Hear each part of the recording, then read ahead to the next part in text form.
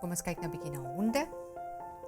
Die onderste blokkie van die diagram stel die oorspronklike wolf-hond-soort voor, waarskynlik op die familievlak van vandag se klassifikasie. Die heel boonste ry stel vandag se spesies of genera voor, wat vandag nie meer van nature met mekaar paar en voortplant nie, hoofsaaklik omdat hulle gedrag verskil of omdat hulle in verskillende gebiede voorkom.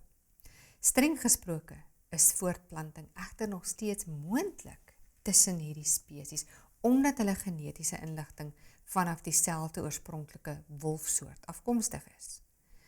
Vandag is daar meer as 200 unieke tipes honde. Dit sluit die wolwe, vosse, jakkalse en prairiewolwe in.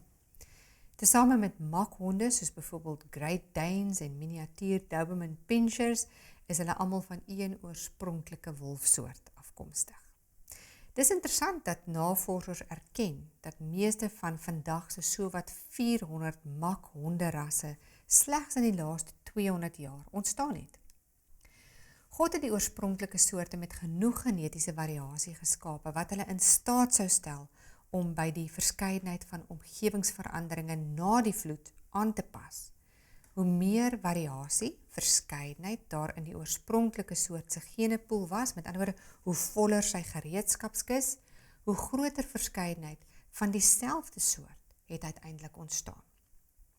Dit verklaar hoe die groot verskeidenheid spesies van vandag gevorm het. Ons noem dit spesiasie. Maar die nageslag van visse is steeds visse.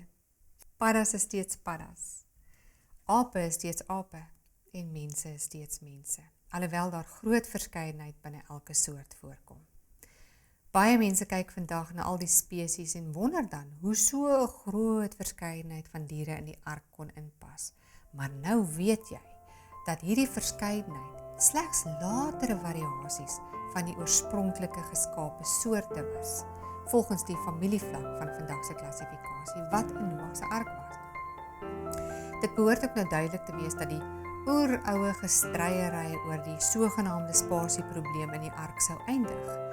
Indien mense sou ophou om vir elke liewe dier 5 verskillende name te gee, en dan wil hulle dit Noag se probleem maak.